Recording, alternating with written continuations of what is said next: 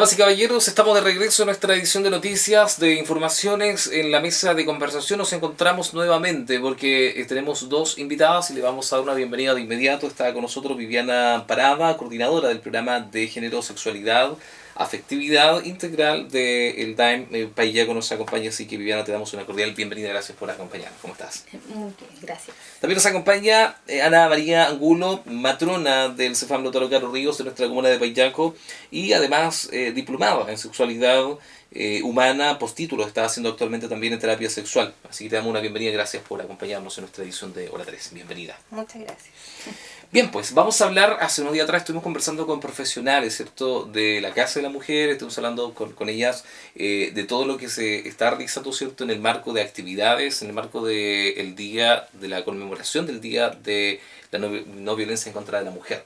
¿Ya? Y en ese sentido, de todas las actividades que hay una importante actividad que es un taller, entiendo, que se va a realizar el día 22 a las 10 de la mañana, un taller de sexualidad. Así que queremos conversar de eso con usted hoy día, preguntarle cómo hacer este taller, cuál va a ser la modalidad de este taller también. Me imagino que cuando uno habla de un taller de sexualidad hay algunas expectativas de cómo va a ser. Ay, me van a preguntar algo, ¿qué me van a preguntar? Sí. Hay muchas cosas que ocurren cuando uno habla de sexo, de sexualidad en general, ¿no? Así que quiero preguntarle, quiero comenzar con Viviana para que nos comente un poquito más detalle.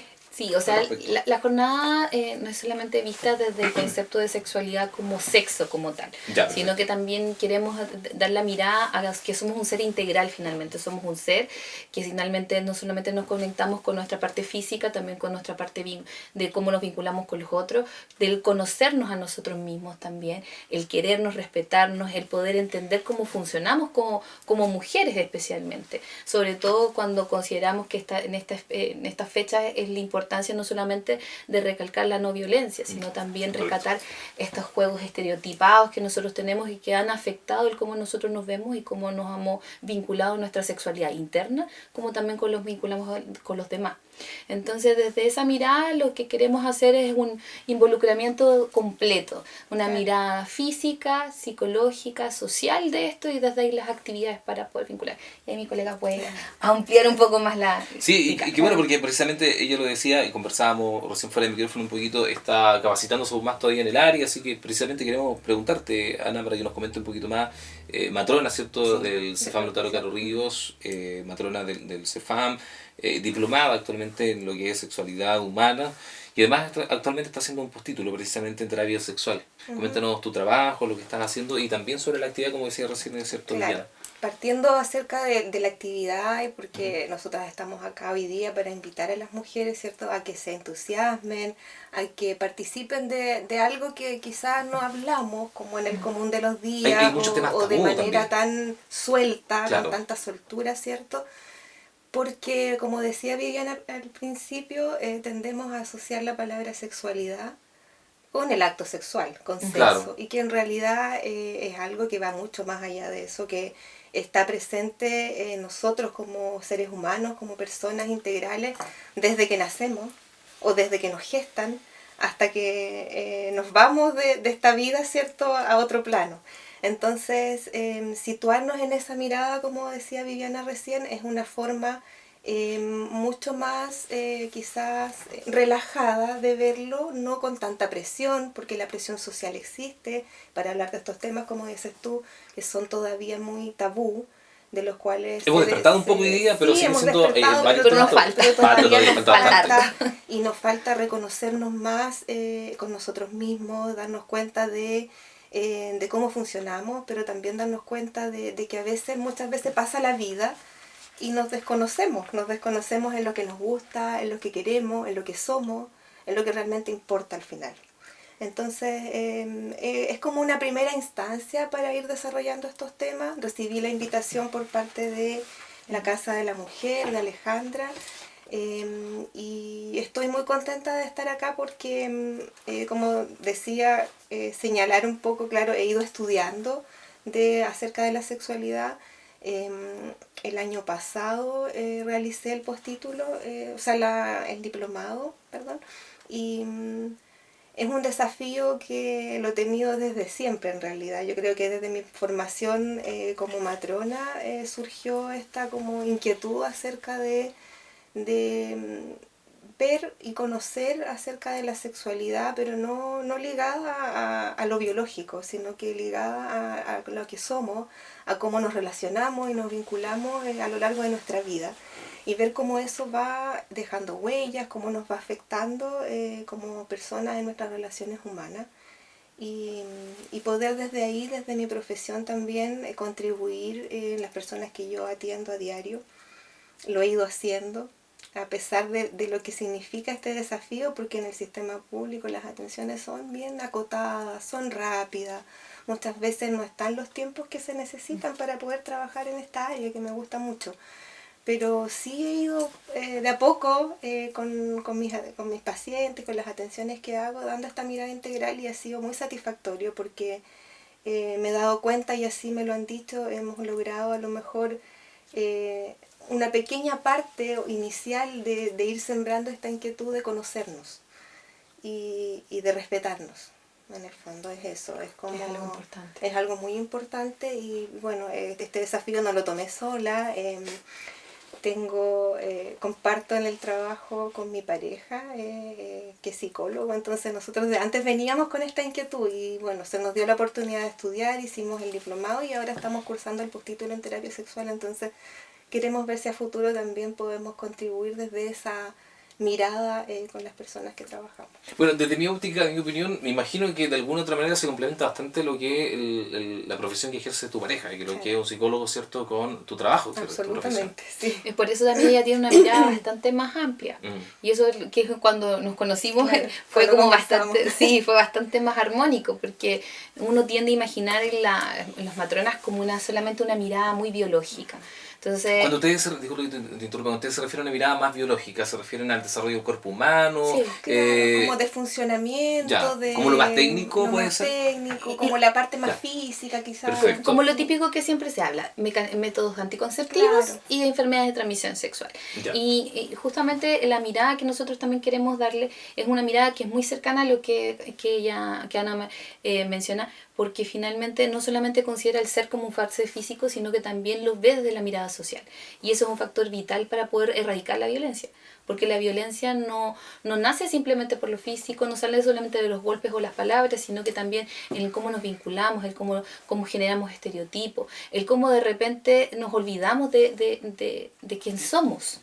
Finalmente, de repente hacemos un ejemplo, yo trabajo mucho más con adolescentes y con pequeños, incluso nosotros trabajamos desde el DAEM con población desde los 4 años hasta los 16 más o menos, que 17 años, que es la población más o menos general.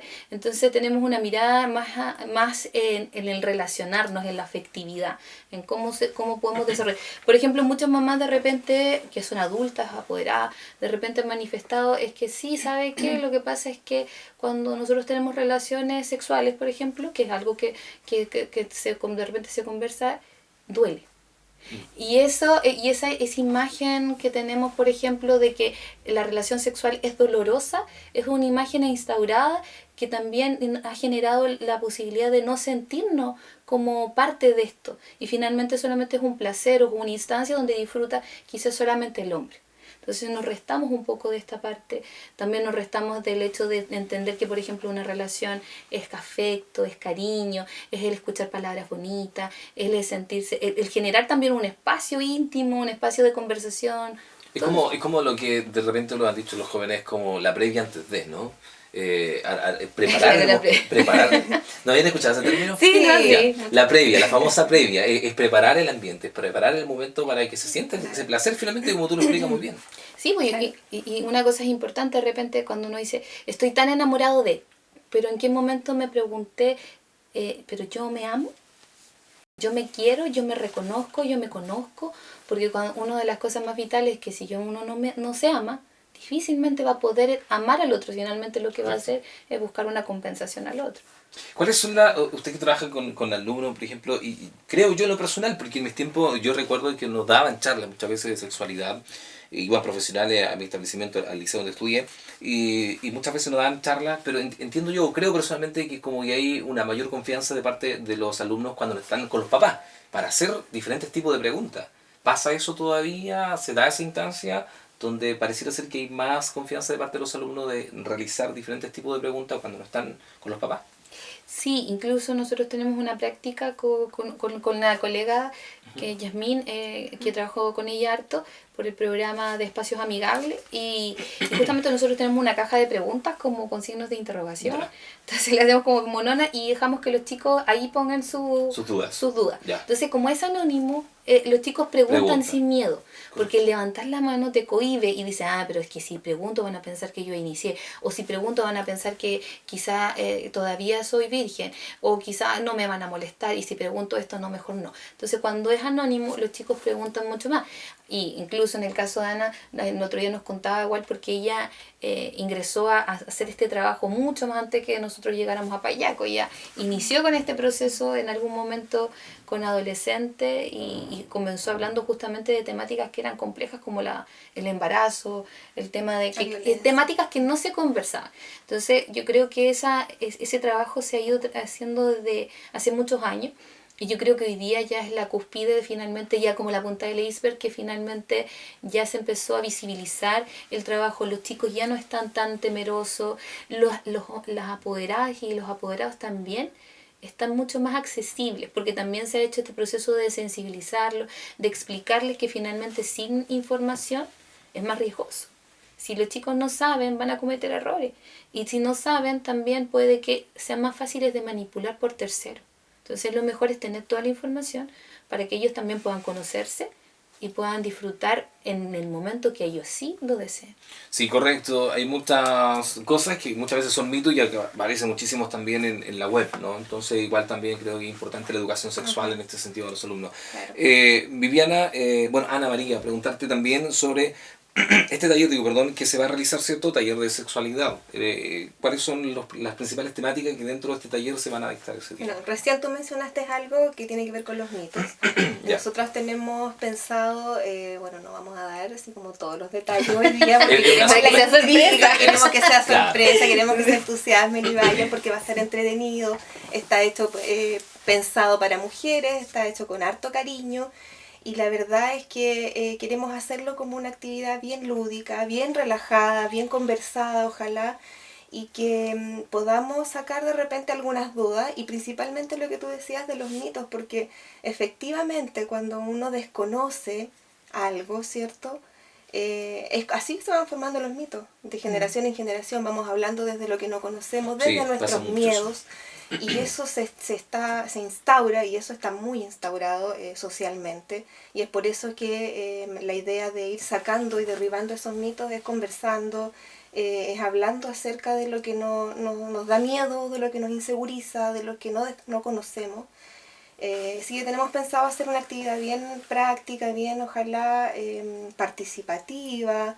No vamos a pararnos adelante a dar una clase, no es ese el objetivo de la actividad, sino que es acercarnos y poder tener un espacio como mujeres para conversar de estos temas que son transversales, obviamente a todas las edades.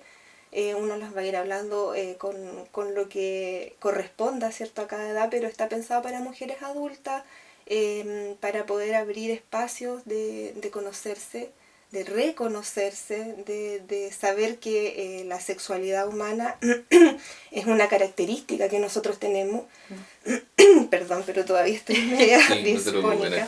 Es una característica que nos acompaña a lo largo de toda la vida, de nuestro desarrollo, y que parte importante tiene que ver con nuestra crianza. Así que como nosotros sentimos, nos relacionamos y vivimos, tiene que ver con cómo aprendimos de nuestras primeras figuras de cuidado.